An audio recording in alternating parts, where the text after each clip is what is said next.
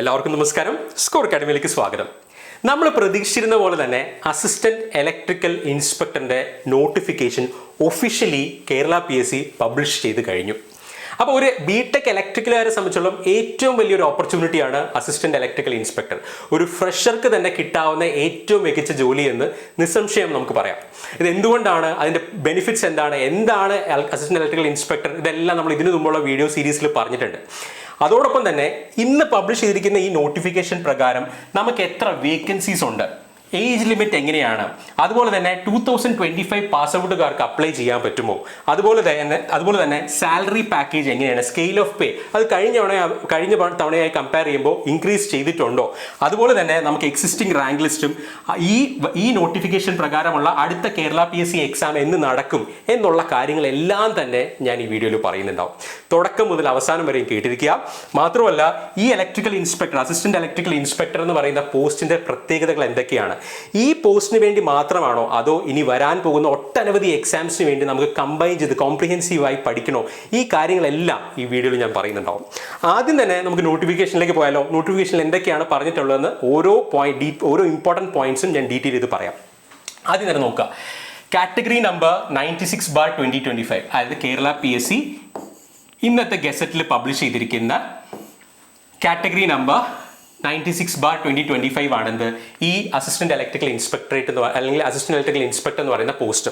ഇത് ഡിപ്പാർട്ട്മെന്റ് ഏതാണ്, ഡിപ്പാർട്ട്മെന്റ് എല്ലാം ഡീറ്റെയിൽഡ് ആയിട്ട് ഇവിടെ പറഞ്ഞിട്ടുണ്ട്. ആദ്യമായിട്ട് PSC എഴുതുന്ന ആൾക്കാരാണെങ്കിൽ ഇത് PSCയുടെ ഒഫീഷ്യൽ വെബ്സൈറ്റിൽ തന്നെ 1-2 ദിവസത്തിനകം ഇതിന്റെ ഈ ഡോക്യുമെന്റ് നിങ്ങൾക്ക് അവൈലബിൾ ആയിരിക്കും. അതുപോലെ തന്നെ ഇതുവരെ അപ്ലൈ ചെയ്യാൻ അറിയാത്തവരോ അല്ലെങ്കിൽ അപ്ലൈ ചെയ്തിട്ടില്ലോ എങ്കിൽ നിങ്ങൾക്ക് ഒരു 1 ടൈം രജിസ്ട്രേഷൻ കേരള PSCയുടെ വെബ്സൈറ്റിൽ ചെയ്ത് കഴിഞ്ഞാൽ നിങ്ങൾക്ക് ഈ പോസ്റ്റിലേക്ക് അപ്ലൈ ചെയ്യാം. അല്ലാതെ അത് വളരെ കോംപ്ലിക്കേറ്റഡ് ആയിട്ടുള്ള കാര്യമൊന്നുമല്ല, വളരെ സിമ്പിൾ ആണ്. നമുക്ക് ഒരു 1 or 2 hours തന്നെ കംപ്ലീറ്റ് പ്രോസസ്സും കംപ്ലീറ്റ് ചെയ്യാൻ പറ്റും. ഓക്കെ, ഇനി ഏതാണ് ഡിപ്പാർട്ട്മെന്റ്? Kerala electrical inspectorate. ഏത് പോസ്റ്റിലേക്കാണ് ഇപ്പോൾ ഈ നോട്ടിഫിക്കേഷൻ വിളിച്ചിരിക്കുന്നത്? നെയിം ഓഫ് ദി പോസ്റ്റ് എന്താണ്? Assistant electrical inspector. Scale of pay, number of vacancies, ഇത് രണ്ടും ഞാൻ ഡീറ്റെയിൽ ആയിട്ട് ഡിസ്കസ് ചെയ്യുന്നുണ്ടാവും. അപ്പോൾ ഇത് ആർക്കൊക്കെ അപ്ലൈ ചെയ്യാമെന്നുള്ളതാണ് അടുത്ത ചോദ്യം. നോക്കുക, അടുത്ത പേജിൽ ഡീറ്റെയിൽ ആയിട്ട് കേരള PSC പറഞ്ഞിട്ടുണ്ട്. നോക്കുക, മെത്തേഡ് ഓഫ് അപ്പോയിന്റ്മെന്റ് എന്ന് പറയുന്നത് ഡയറക്റ്റ് റിക്രൂട്ട്മെന്റ് ആണ്. ഞാൻ നേരത്തെ പറഞ്ഞ പോലെ എന്തായിരിക്കും, ഒരു കേരള PSC നടത്തുന്ന ഒരു ടെക്നിക്കൽ എക്സാം ആയിരിക്കും. ഈ എക്സാമിന്റെ പ്രത്യേകതകൾ എന്താണ്? പല കുട്ടികളും ആദ്യമായിട്ട് എഴുതുന്നവർക്ക് വേണ്ടിയാണ് ഞാൻ ഇത്രയും പറയുന്നത്. ഇതെന്ന് പറയുന്നത് ഒരു ടെക്നിക്കൽ എക്സാം ആണ്. 90 മിനിറ്റ്സിന്റെ ഒരു ടെക്നിക്കൽ എക്സാം ആണ്. 100 ചോദ്യങ്ങളായിരിക്കും ഉണ്ടാവുക. ഈ 100 ചോദ്യങ്ങളും ഇലക്ട്രിക്കൽ സബ്ജക്ട്സ് അല്ലെങ്കിൽ ഇലക്ട്രിക്കൽ ആൻഡ് ഇലക്ട്രോണിക് സബ്ജക്ട്സിൽ നിന്ന് മാത്രമായിരിക്കും. കേരള PSC ജനറൽ PSCയിൽ ഉള്ളതുപോലെ കറണ്ട് അഫയേഴ്സോ ബാക്കി ടോപ്പ് സബ്ജക്ട്സോ ഒന്നും തന്നെ ഉണ്ടാവില്ല. കോർ ഇലക്ട്രിക്കൽ സബ്ജക്ട്സ് മാത്രമായിരിക്കും എന്തെങ്കിലും ഉണ്ടാവുക ഈ എക്സാം ഡയറക്റ്റ് റിക്രൂട്ട്മെന്റ് വഴി കേരള PSC നടത്തുന്ന ടെക്നിക്കൽ എക്സാമിൽ ഉണ്ടാവുക. ഇനി ക്വാളിഫിക്കേഷൻ എന്താണ്? ക്വാളിഫിക്കേഷൻ എന്ന് പറയുന്നത് must possess A degree in electrical engineering. അതായത് നമുക്ക് ഒരു BTechോ BEയോ ഇലക്ട്രിക്കൽ എഞ്ചിനീയറിംഗ് അല്ലെങ്കിൽ ഇലക്ട്രിക്കൽ ആൻഡ് ഇലക്ട്രോണിക്സ് എഞ്ചിനീയറിംഗിൽ ഉണ്ടെങ്കിൽ നമുക്ക് അപ്ലൈ ചെയ്യാം. അതായത് BTech എന്തായിരിക്കണം? BTech ഓർ BE ഇൻ എന്താണ്? ഇലക്ട്രിക്കൽ ഓർ ട്രിപ്പിൾ ആയിരിക്കണം. ഇലക്ട്രോണിക്സ് ആൻഡ് കമ്മ്യൂണിക്കേഷൻകാർക്ക് ഈ പോസ്റ്റ് അപ്ലൈ ചെയ്യാൻ സാധിക്കില്ല. ആ ഒരു കാര്യം നിങ്ങൾ ഓർത്തിരിക്കുക. ഇനി അടുത്ത ഇമ്പോർട്ടൻറ്റ് കാര്യം ഏജ് ലിമിറ്റ് ആണ്. നോക്കുക, ഇവിടെ ഏജ് ലിമിറ്റ് ക്ലിയർ ആയിട്ട് പറഞ്ഞിട്ടുണ്ട്. എഗെയിൻ ഇവിടെ പറഞ്ഞിരിക്കുന്നത് ജനറൽ കാറ്റഗറിക്കാരുടെ ഏജ് ലിമിറ്റ് ആണ്. എന്താണ്? 22 to 36 ഇടയിലായിരിക്കണം. ഡൗട്ട് വരാതിരിക്കാൻ വളരെ ക്ലിയർ ആയിട്ട് ഏതൊക്കെ ആയിരിക്കണം നിങ്ങൾ, അതായത് നോക്കുക, only candidates bone between 02/1/1989 and 1/1/2003. Both dates are included, are eligible to apply for this post. ഇനി റിസർവേഷൻ ഉള്ളവർക്ക് അതാത് കാറ്റഗറി അനുസരിച്ചുള്ള ഏജ് റിലാക്സേഷൻ ഉണ്ടാവും. ഈ ഏജ് ഗ്യാപ്പ് അല്ലെങ്കിൽ ഈ ഏജ് ലിമിറ്റ് എന്ന് പറഞ്ഞിരിക്കുന്നത് ജനറൽ കാറ്റഗറിക്കാരുടെയാണ്. അതൊന്ന് ഓർത്തിരിക്കുക. പോയിന്റ് ക്ലിയർ ആണല്ലോ? ക്വാളിഫിക്കേഷൻ്റെ കാര്യം ഞാൻ പറഞ്ഞു, ഏജ് ലിമിറ്റിന്റെ കാര്യം പറഞ്ഞു, മെത്തേഡ് ഓഫ് അപ്പോയിന്റ്മെന്റ് കാര്യം പറഞ്ഞു. ഇത്രയും കാര്യങ്ങൾ ക്ലിയർ ആണല്ലോ? ഇനി ഈ നോട്ടിഫിക്കേഷൻ പ്രകാരം നിങ്ങൾ ഈ പോസ്റ്റിന് വേണ്ടി അപ്ലൈ ചെയ്യേണ്ട ലാസ്റ്റ് ഡേറ്റ് വളരെ വളരെ ഇമ്പോർട്ടൻ്റ് ആയിട്ടുള്ള കാര്യമാണ്. ലാസ്റ്റ് ഡേറ്റ് വരെ വെച്ചുകൊണ്ട് ലാസ്റ്റ് ഡേറ്റ് എന്ന് പറയുന്നത് 16/7/2025, 16th July വെനസ്ഡേ വരെ നിങ്ങൾക്ക് അപ്ലൈ ചെയ്യാം. പക്ഷേ നിങ്ങൾ 15ാം തീയതി എങ്കിലും ഇത് കംപ്ലീറ്റ് ചെയ്തിരിക്കണം. ഓക്കെ, ആ ഒരു പോയിന്റ് കൂടെ നിങ്ങൾ ഓർത്തിരിക്കുക. ഇനി ഇതിൽ ഏറ്റവും ഇമ്പോർട്ടൻ്റ് ആയിട്ടുള്ള കാര്യം, ഇവിടെ ഏജ് ലിമിറ്റിന്റെ കാര്യമാണെങ്കിലും ക്വാളിഫിക്കേഷന്റെ കാര്യമാണെങ്കിലും 2025 പാസ് ഔട്ട് ആയിട്ടുള്ള സ്റ്റുഡൻസിന് അപ്ലൈ ചെയ്യാമോ എന്നുള്ള ചോദ്യമാണ്. നിങ്ങൾ ഏത് യൂണിവേഴ്സിറ്റിയിലാണെങ്കിലും ഈ നോട്ടിഫിക്കേഷന് പ്രകാരം നിങ്ങൾ അപ്ലൈ ചെയ്യുമ്പോൾ നിങ്ങൾക്ക് പ്രൊവിഷനിലോ അല്ലെങ്കിൽ നിങ്ങളുടെ കൺസോൾട്ടേറ്റോ ഉണ്ടെങ്കിൽ നിങ്ങൾക്ക് തീർച്ചയായിട്ടും എന്ത് ചെയ്യാം? അപ്ലൈ ചെയ്യാം. കാരണം ഈ 2025 വരുന്ന എല്ലാവരുടെ കയ്യിലും ഡിഗ്രി സർട്ടിഫിക്കറ്റ് ഉണ്ടായിരിക്കില്ല. പക്ഷേ നിങ്ങൾക്ക് പ്രൊവിഷണൽ ഉണ്ടെങ്കിൽ നിങ്ങൾക്ക് തീർച്ചയായിട്ടും എന്ത് ചെയ്യാം? അപ്ലൈ ചെയ്യാം. അല്ലെങ്കിൽ നിങ്ങളുടെ കൺസോൾട്ടേറ്റ് മാർക്ക് ലിസ്റ്റ് ഉണ്ടെങ്കിൽ നിങ്ങൾക്ക് എന്തായാലും എന്ത് ചെയ്യാം? ഇത് അപ്ലൈ ചെയ്യാം. പോയിന്റ് ക്ലിയർ ആണല്ലോ? ഓക്കെ, അപ്പോൾ ആ ഒരു പോയിന്റ് കൂടി ഞാൻ ഇവിടെ മെൻഷൻ ചെയ്തിട്ടുണ്ട്. 2025 പാസ് ഔട്ടുകാരുടെ കാര്യമാണ് ഞാൻ മെൻഷൻ ചെയ്തിട്ടുള്ളത്. ഓക്കെ, ഇനി ഞാൻ നേരത്തെ പറഞ്ഞ പോലെ ലാസ്റ്റ് ഡേറ്റിന്റെ കാര്യം ഓർമ്മിരിക്കുക. എന്തുകൊണ്ട് ഇനി നമ്മൾ അസിസ്റ്റന്റ് ഇലക്ട്രിക്കൽ ഇൻസ്പെക്ടർ എന്ന് പറയുന്ന പോസ്റ്റ് ശ്രദ്ധിക്കണം, അല്ലെങ്കിൽ എന്തുകൊണ്ടാണ് ഒരു ഫ്രഷറെ സംബന്ധിച്ചിടത്തോളം, ഒരു ബിടെക് കഴിഞ്ഞ ഒരാളെ സംബന്ധിച്ചിടത്തോളം എന്താണ് അസിസ്റ്റന്റ് ഇലക്ട്രിക്കൽ ഇൻസ്പെക്ടർ എന്നുള്ളത് നിങ്ങളൊന്ന് മനസ്സിലാക്കുക. നോക്കുക, ഈ പോസ്റ്റിന്റെ പ്രത്യേകത, ഈ പോസ്റ്റിന്റെ പേര് ഞാൻ പറഞ്ഞു, ഏത് ഡിപ്പാർട്ട്മെന്റ് ആണെന്ന് പറഞ്ഞു, അസിസ്റ്റന്റ് ഇലക്ട്രിക്കൽ ഇൻസ്പെക്ടർ ആണെന്ന് പറഞ്ഞു. നിങ്ങൾ ജോയിൻ ചെയ്യുന്നത് തന്നെ ഒരു ഗസ്റ്റഡ് പോസ്റ്റിലാണ്. ക്ലിയർ ആണോ? അതുപോലെ തന്നെ ഒരു ഫ്രഷർക്ക് കിട്ടാവുന്ന ഏറ്റവും അട്രാക്റ്റീവ് ആയിട്ടുള്ള സാലറി പാക്കേജ് ആണ്. ഞാൻ ആ സാലറി പാക്കേജിനെ കുറിച്ചും വേക്കൻസിയെ കുറിച്ചും ഡീറ്റെയിൽ ആയിട്ട് പറയുന്നുണ്ടാവും. അതുപോലെ തന്നെ നിങ്ങൾക്ക് കിട്ടാവുന്ന കരിയർ ഗ്രോത്ത്, എസ്പെഷ്യലി ഒരു 2025, 24, 23 പാസ് ഔട്ട് ആയ ഒരു വിദ്യാർത്ഥിയെ സംബന്ധിച്ചിടത്തോളം അവരുടെ കരിയറിന്റെ സ്റ്റാർട്ടിംഗ് തന്നെ അസിസ്റ്റന്റ് ഇലക്ട്രിക്കൽ ഇൻസ്പെക്ടർ ആയി കഴിഞ്ഞാൽ നിങ്ങൾക്ക് ചീഫ് ഇലക്ട്രിക്കൽ ഇൻസ്പെക്ടർ വരെ ആവാനുള്ള സാധ്യതകൾ വളരെ കൂടുതലാണ്. എന്താണെന്ന് ഞാനത് പറയാം. നോക്കുക, ഡിപ്പാർട്ട്മെന്റ് ഓഫ് ഇലക്ട്രിക്കൽ ഇൻസ്പെക്ടർ അല്ലെങ്കിൽ കേരള ഇലക്ട്രിക്കൽ ഇൻസ്പെക്ടറേറ്റിലേക്കാണ് നിങ്ങൾ അപ്പോയിന്റ് ചെയ്യപ്പെടുന്നത്. അവിടെ നിങ്ങൾ അപ്പോയിന്റ് ചെയ്യപ്പെടുന്ന പോസ്റ്റ് ആണ് എന്ത്? Assistant electrical inspector. ഒരു എൻട്രി ലെവൽ പോസ്റ്റ് ആണിത്.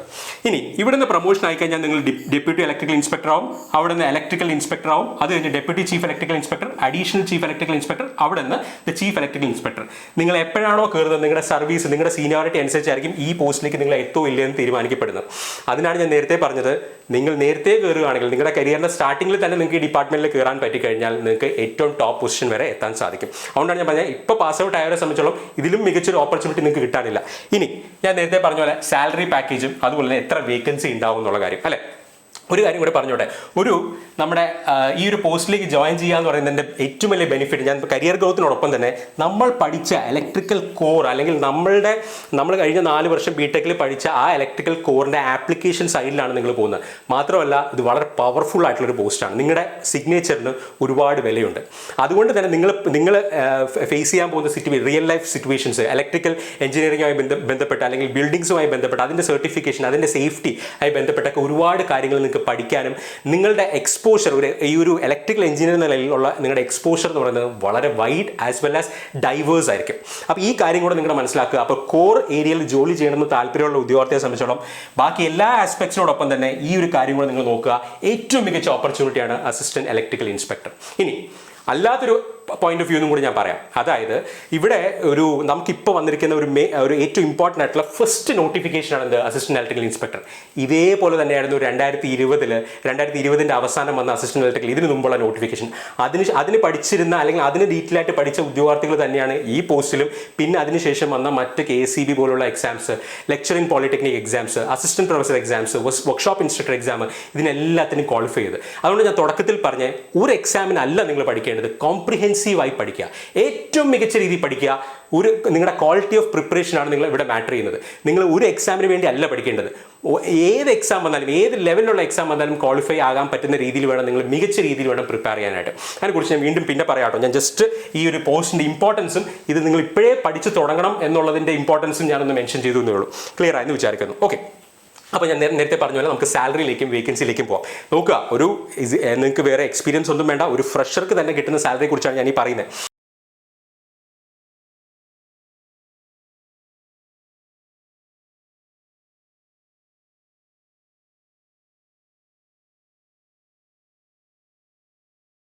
അപ്പോൾ ഇപ്പോഴത്തെ നോട്ടിഫിക്കേഷൻ പ്രകാരം 2025 ഇപ്പോൾ ഇന്ന് വന്ന നോട്ടിഫിക്കേഷൻ പ്രകാരം സ്കെയിൽ ഓഫ് പേ എന്ന് പറയുന്നത് കണ്ടോ, 55,200 to 1,15,300 ആണ്. ഇതാണ് സ്കെയിൽ ഓഫ് പേ. ഇതിന് മുമ്പത്തെ പ്രീവിയസ് നോട്ടിഫിക്കേഷൻ പ്രകാരം, അതായത് 2020 വന്ന നോട്ടിഫിക്കേഷൻ പ്രകാരമുള്ള സ്കെയിൽ ഓഫ് പേ എന്ന് പറയുന്നത് എന്താണ്? 39,500 to 83,000 ആണ്. ഇനി ഇതിൽ ജോയിൻ ചെയ്ത ആൾക്ക് തന്നെ സ്റ്റാർട്ടിങ്ങിൽ കിട്ടുന്ന എല്ലാ കട്ടിങ്ങും കഴിഞ്ഞ് സ്റ്റാർട്ടിങ്ങിൽ കിട്ടുന്ന സാലറി എന്ന് പറയുന്നത് 50Kക്കും 60Kയുടെ ഇടയിലായിരിക്കും. ഡിപ്പെൻഡിങ് അപ്പോൾ എവിടെയാണ് നിങ്ങൾ പോസ്റ്റ് ചെയ്തിരിക്കുന്നത് അതിനനുസരിച്ച് നിങ്ങൾക്ക് ഈ സാലറി ആയിരിക്കും കിട്ടുക. അപ്പോൾ പുതിയ നോട്ടിഫിക്കേഷൻ പ്രകാരമുള്ള സ്കെയിൽ ഓഫ് പേ എന്ന് പറയുന്നത് എന്താണ്? അതിനേക്കാൾ കൂടിയിട്ടുണ്ട്, കാര്യമായിട്ടുള്ള വ്യത്യാസം വന്നിട്ടുണ്ട്. നോക്കുക ആ ഒരു പോയിന്റ്. എഗെയിൻ നിങ്ങൾ ഈ സാലറിയെ കാണേണ്ടത് നിങ്ങൾ തന്നെ ആലോചിക്കുക. ഒരു ബിടെക് കഴിഞ്ഞൊരു ഫ്രഷർക്ക് കിട്ടുന്ന, അത് നിങ്ങൾ ക്യാമ്പസ് പ്ലേസ്മെന്റ് ആയിക്കോട്ടെ, അല്ലാതെ തന്നെ നിങ്ങൾ ഫ്രഷർക്ക് എവിടെയെങ്കിലും നിങ്ങൾ ജോലി ചെയ്യുമ്പോൾ നിങ്ങൾക്ക് കിട്ടുന്ന സാലറി പാക്കേജ് എന്ന് പറയുന്നത് ഒരിക്കലും ഇതിൻ്റെ അത്രയും വരാൻ സാധ്യതയില്ല. അത് നിങ്ങൾക്ക് തന്നെ അറിയാവുന്നതാണ്, അതിനെക്കുറിച്ച് ഡീറ്റെയിൽ ആയിട്ട് ഞാൻ പറയുന്നില്ല. അപ്പം തന്നെ നിങ്ങൾ ആലോചിക്കുക. പിന്നെ മാത്രമല്ല ഇതൊരു ഗവൺമെന്റ് ജോബാണ്, ഒരു ഗസ്റ്റഡ് പോസ്റ്റാണ്. അപ്പോൾ ജോബ് സെക്യൂരിറ്റി ആണെങ്കിലും സ്റ്റെബിലിറ്റി ആണെങ്കിലും എല്ലാം നിങ്ങൾക്ക് ഊഹിക്കാവുന്നേ ഉള്ളൂ. അപ്പോൾ ഇതിൻ്റെ കൂടെ കിട്ടുന്ന അഡീഷണൽ ബെനിഫിറ്റ്സ് ആണ് ഞാൻ ഈ പറഞ്ഞത്. അപ്പോൾ ഇതെല്ലാം ആലോചിച്ച്, പിന്നെ ഒരു കോർ ഫീൽഡുമാണ്, ഇതെല്ലാം ആലോചിച്ച് നിങ്ങൾ തന്നെ ഡിസൈഡ് ചെയ്യുക whether you want this job or not. അപ്പോൾ എഗെയിൻ ഇത്രയും ബെനിഫിറ്റ്സും ഇത്രയും ഇൻസെൻറ്റീവ്സും ഒക്കെ ഉള്ളത് കൊണ്ട് തന്നെ competition is going to be high. എല്ലാവർക്കും ഇത് പഠിക്കണം അല്ലെങ്കിൽ കോർ ഏരിയയിൽ വർക്ക് ചെയ്യണമെന്ന് താല്പര്യമുള്ള ഇലക്ട്രിക്കൽ കഴിഞ്ഞ ഉദ്യോഗാർത്ഥികൾക്ക് എന്തായാലും ഈ ജോലിയിൽ കയറി പറ്റണം എന്നുണ്ടാവും. അങ്ങനെ എല്ലാവരും അത് മെജോറിറ്റി ആൾക്കാർക്കും ഉണ്ടാവും. അപ്പോൾ അതുകൊണ്ട് തന്നെ കോമ്പറ്റീഷൻ കൂടുതലായിരിക്കും. അപ്പോൾ നമ്മുടെ പ്രിപ്പറേഷൻ അതിനനുസരിച്ച് മികച്ചതാക്കിയാൽ മാത്രമേ നമുക്ക് എന്ത് ചെയ്യാൻ പറ്റുള്ളൂ, ഈ പോസ്റ്റിലേക്ക് എത്താൻ പറ്റുള്ളൂ. ഒന്ന് ഓർമ്മിപ്പിച്ചു എന്നേ ഉള്ളൂ. ഓക്കെ, പോയിന്റ് ക്ലിയർ ആയെന്ന് വിചാരിക്കുന്നു. ഇനി വേക്കൻസി എന്തായിരിക്കും? അപ്പോൾ ഇവിടുത്തെ ലേറ്റസ്റ്റ് നോട്ടിഫിക്കേഷൻ പ്രകാരമുള്ള വേക്കൻസി നോക്കുക. 2025 പ്രകാരം vacancy number of vacancy anticipated vacancy എന്നാണ്. അതായത് വേക്കൻസിയുടെ എണ്ണം അവർ പറഞ്ഞിട്ടില്ല. ഇനി പ്രീവിയസ് നോട്ടിഫിക്കേഷൻ നോക്കുക. 2020 അവർ പറഞ്ഞിരിക്കുന്നത് ആന്റിസിപ്പേറ്റഡ് വേക്കൻസി എന്നാണ്. ഇതിന് മുമ്പ് ഒരു നോട്ടിഫിക്കേഷൻ വന്നിട്ടുണ്ടായിരുന്നു, അതിൽ വേക്കൻസി പറഞ്ഞിട്ടുണ്ടായിരുന്നു. എന്തിനാണ് ഞാൻ ഇത്രയും പറയുന്നത് നോക്കുക. നമ്മുടെ ഇപ്പോൾ കഴിഞ്ഞ റാങ്ക് ലിസ്റ്റ് എന്ന് പറയുന്നത്, ഇപ്പോൾ എക്സിസ്റ്റ് ചെയ്യുന്ന റാങ്ക് ലിസ്റ്റ് എന്ന് പറയുന്നത് നിലവിൽ വന്നത് 3/8/2023 ഇത് എന്ന് വരെ ഉണ്ടാവും എന്നറിയോ? 2/8/2026 വരെ ഉണ്ട്. അതായത് അടുത്ത ഓഗസ്റ്റ് 2 വരെ ഇതിന്റെ വാലിഡിറ്റി ഉണ്ട്. അപ്പം ഞാൻ ഇത് എന്തുകൊണ്ടാണ് ഇപ്പോഴേ PSC നോട്ടിഫിക്കേഷൻ വന്നതെന്നൊക്കെ കഴിഞ്ഞ വീഡിയോയിൽ ചെയ്തിട്ടുണ്ട്. ആ വീഡിയോ ഒന്ന് കണ്ടു നോക്കുക. ഇനി നിങ്ങൾ നോക്കുക, വേക്കൻസി എത്ര എക്സ്പെക്ട് ചെയ്യാം എന്നുള്ളതിനെ കുറിച്ചൊരു ടേബിൾ ഞാൻ ഇട്ടിട്ടുണ്ട്. നോക്കുക, ഇവിടെ 2013 നോട്ടിഫിക്കേഷനും അത് പ്രകാരമുള്ള അഡ്വൈസും ഞാൻ ഇവിടെ മെൻഷൻ ചെയ്തിട്ടുണ്ട്. നോക്കുക, 2013 ഇതേ നോട്ടിഫിക്കേഷൻ വന്നപ്പോൾ ഇവിടെ ആന്റിസിപ്പേറ്റഡ് വേക്കൻസി വരും 9 വേക്കൻസി എന്നാണ് പറഞ്ഞിരുന്നത്. കണ്ടോ, 9 വേക്കൻസി. എന്നിട്ട് എത്ര അഡ്വൈസ് പോയി? 98 അഡ്വൈസസ് പോയിട്ടുണ്ട്. ക്ലിയർ ആണോ? അതുപോലെ തന്നെ 2020 വന്ന നോട്ടിഫിക്കേഷൻ, ഈ നോട്ടിഫിക്കേഷൻ അതായത് 2020 വന്ന നോട്ടിഫിക്കേഷൻ പ്രകാരം അവിടെയും ആന്റിസിപ്പേറ്റഡ് ആയിരുന്നു, ആന്റിസിപ്പേറ്റഡ് വേക്കൻസി ആയിരുന്നു. എന്നിട്ട് ഇതുവരെ ആ റാങ്ക് ലിസ്റ്റ് ഇതുവരെ എക്സ്പയർ ആയിട്ടില്ല കേട്ടോ. എക്സ്പയർ ആവുന്നത് ഇനിയും 1 വർഷം കഴിഞ്ഞിട്ടാണ്. അപ്പോൾ ഇതിന്റെ ഇടയിലും അപ്പോയിന്റ്മെന്റ്സ് നടക്കാം. ഇതുവരെ അഡ്വൈസ് ടിൽ 29/5/2025 എത്ര പോയിട്ടുണ്ട്? 35 അഡ്വൈസ് പോയിട്ടുണ്ട്. ഇനി ഇപ്പോഴത്തെ റാങ്ക് ലിസ്റ്റ് പ്രകാരം ഇപ്പോഴത്തെ നോട്ടിഫിക്കേഷൻ പ്രകാരം 76/2025 പ്രകാരം ആന്റിസിപ്പേറ്റഡ് വേക്കൻസീസ് ആണ്. ഈ വേക്കൻസി എത്രയാണെന്ന് നമുക്ക് ഇപ്പോൾ പറയാൻ പറ്റില്ല. കാരണം അത് ആർക്കും പറയാൻ സാധിക്കില്ല. കാരണം എന്താണ്? അത് ആ ഡിപ്പാർട്ട്മെന്റ് PSCക്ക് റിപ്പോർട്ട് ചെയ്യുന്ന വേക്കൻസീസും, അത് മാത്രമല്ല എത്ര റിട്ടയർമെന്റ് ഉണ്ട്. അതുപോലെ തന്നെ നിങ്ങൾ ഒരു കാര്യം കൂടി മനസ്സിലാക്കി, ഇതിൻ്റെ ഈ ഒരു PSCയുടെ റിക്രൂട്ട്മെന്റ് പ്രോസസ്സ് നിങ്ങൾ കംപ്ലീറ്റ് ആയിട്ട് മനസ്സിലാക്കി കഴിഞ്ഞാൽ നിങ്ങൾക്ക് ഒരു ഐഡിയ കിട്ടും. അതായത് ഈ ഒരു എക്സാം മാത്രമല്ല PSC ഇലക്ട്രിക്കലുകാർക്ക് വേണ്ടി കണ്ടക്ട് ചെയ്യുന്നത്. ഇതിൻ്റെ കൂടെ തന്നെ ഇനി വരാൻ പോകുന്ന അസിസ്റ്റന്റ് എഞ്ചിനീയർ എക്സാംസ് ഉണ്ട്. അതുപോലെ തന്നെ lecture in electrical engineering polytechnic exam ഉണ്ട്, അസിസ്റ്റന്റ് പ്രൊഫസർ എക്സാം ഉണ്ട്. ഇതെല്ലാം ഒരു അടുത്ത സൈക്കിളിലായിരിക്കും ഈ എക്സാംസ് വരിക. അപ്പോൾ അതനുസരിച്ച് വേറെ പോസ്റ്റുകൾ കിട്ടിപ്പോകുന്ന ആൾക്കാർ, ഓൾറെഡി ജോയിൻ ചെയ്ത ആൾക്കാരാണെങ്കിൽ പോലും അവരവിടെ എന്താവും, അല്ലെങ്കിൽ അവരവിടെ റിസൈൻ ചെയ്തിട്ടായിരിക്കും അവരുടെ താല്പര്യമുള്ള മറ്റ് പോസ്റ്റുകളിലേക്ക് പോകാം. അപ്പോൾ വീണ്ടും വേക്കൻസീസ് ജനറേറ്റ് ആവും. അതുകൊണ്ട് ഈ അടുത്ത റാങ്ക് ലിസ്റ്റിൽ നിന്ന് എത്ര പേരെ എടുക്കുമെന്നുള്ളത് നമുക്കിപ്പോൾ പ്രെഡിക്റ്റ് ചെയ്യാൻ പറ്റില്ല. പിന്നെ അതൊന്നും നമ്മളിപ്പോൾ അറിയേണ്ട ആവശ്യമില്ല. നമ്മളുടെ ആവശ്യം എന്താണ്? നമുക്കൊരു വേക്കൻസി മതി. ഒറ്റ വേക്കൻസി ഉണ്ടെങ്കിൽ പോലും നമ്മൾ അതിന് വേണ്ടി പഠിക്കാൻ വേണ്ടി തയ്യാറായിരിക്കുക. ഇനി അതിൻ്റെ ഗുണം എന്താ? കോംപ്രിഹെൻസീവായി നിങ്ങൾ പഠിക്കുമ്പോൾ നിങ്ങൾക്ക് വരാൻ പോകുന്ന എല്ലാ എക്സാംസിനും ഒരു ഒറ്റ തവണ പ്രിപ്പയർ ചെയ്താൽ മതി. പിന്നെ ഓരോ എക്സാംസിന് മുമ്പും അതിനെ ഒന്ന് ജസ്റ്റ് റിവൈസ് ചെയ്ത് പോയാൽ മതി. ഇതെന്തുകൊണ്ടാണ് ഞാനിങ്ങനെ ഇത്രയും ആധികാരികമായി പറയുന്നത്? അങ്ങനെ തന്നെയാണ് നമ്മുടെ കഴിഞ്ഞ ബാച്ചിൽ അല്ലെങ്കിൽ കഴിഞ്ഞ കുട്ടികളെല്ലാം ചെയ്തിരിക്കുന്നത്. എല്ലാവരുടെയും നിങ്ങൾ റാങ്ക് ലിസ്റ്റ് നോക്കുക. നമുക്ക് നമ്മുടെ ഡീറ്റെയിൽഡ് ആയിട്ടുള്ള റാങ്ക് ലിസ്റ്റുകളുടെ ഡീറ്റെയിൽസ് എല്ലാം പബ്ലിഷ് ചെയ്തിട്ടുണ്ട്. അതിൽ നിങ്ങൾ തന്നെ ഒന്ന് അനലൈസ് ചെയ്താൽ മനസ്സിലാവും, ഒരേ കുട്ടികൾ തന്നെയാണ് മൾട്ടിപ്പിൾ റാങ്ക് ലിസ്റ്റിൽ വന്നിട്ടുള്ളത്. അപ്പോൾ അഡ്വാൻറ്റേജ് എന്താ? നമുക്ക് ഇഷ്ടമുള്ള ജോലിയിലേക്ക്, ഇഷ്ടമുള്ള ഡിപ്പാർട്ട്മെന്റിലേക്ക് ചൂസ് ചെയ്ത് പോവാം. അങ്ങനെ വേണം. നമ്മൾ ഒരു എക്സാമിന് എങ്ങനെയെങ്കിലും പഠിച്ചൊരു റാങ്ക് ലിസ്റ്റിൽ കയറാൻ അല്ല ശ്രമിക്കേണ്ടത്.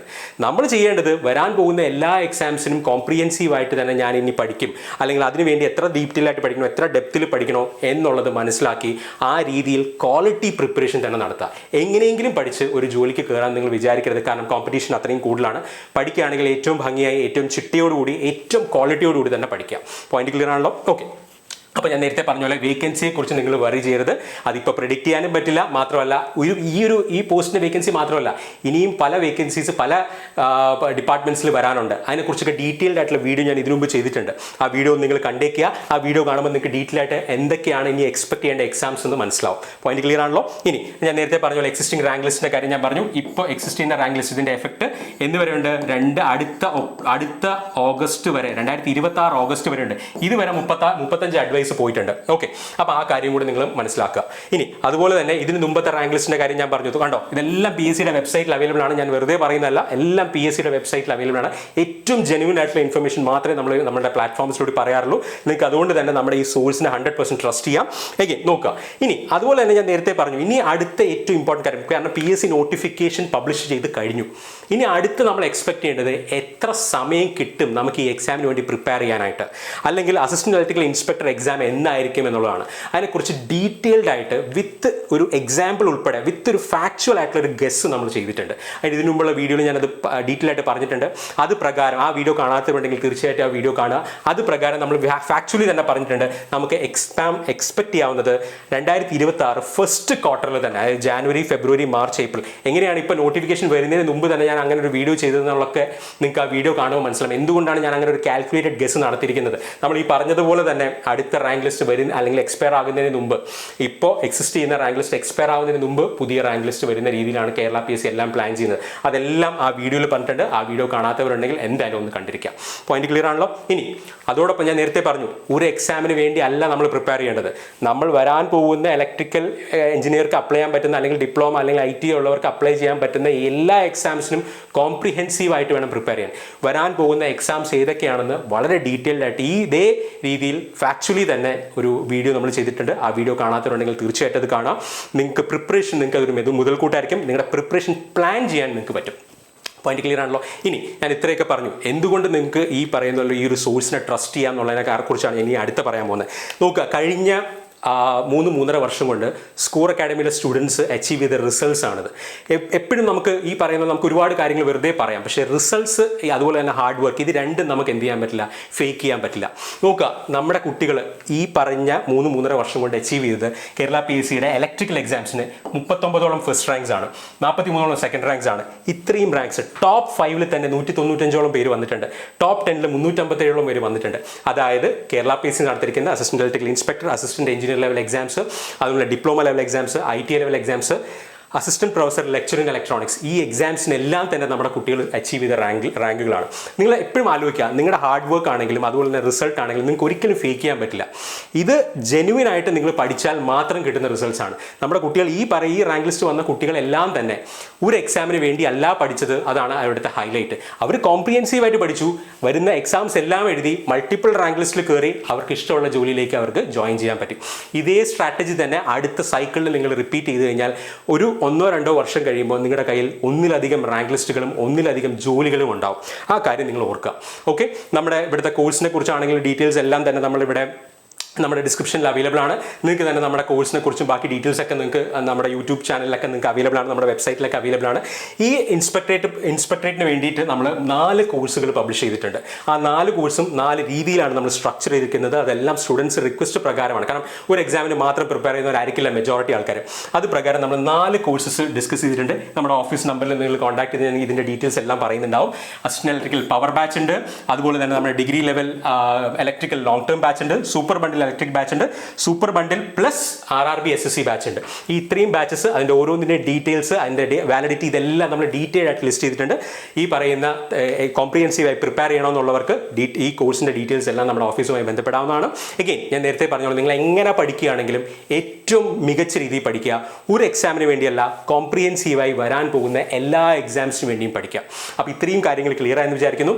ഇനിയും ഈ എക്സാമിൻ്റെ പ്രിപ്പറേഷൻ ആവശ്യമായിട്ടുള്ള സ്റ്റഡി പ്ലാൻ അല്ലെങ്കിൽ ഏതൊക്കെ സബ്ജക്ട്സിന് ഏതൊക്കെ രീതിയിൽ ഇമ്പോർട്ടൻസ് കൊടുക്കണം, എങ്ങനെയായിരിക്കണം നമ്മുടെ റിവിഷൻ സ്ട്രാറ്റജി, ഇതെല്ലാം ഉൾപ്പെടുത്തിക്കൊണ്ടുള്ള ഒരു കംപ്ലീറ്റ് സ്റ്റഡി പ്ലാൻ വീഡിയോ നമ്മുടെ ചാനലിൽ പബ്ലിഷ് ചെയ്യുന്നുണ്ടാവും. എക്സാം റിലേറ്റഡ് ആയിട്ടുള്ള എല്ലാ അപ്ഡേറ്റ്സിനും സ്കോർ അക്കാഡമി എന്നുള്ള ചാനൽ സബ്സ്ക്രൈബ് ചെയ്യുക. Thanks a lot for watching and stay tuned.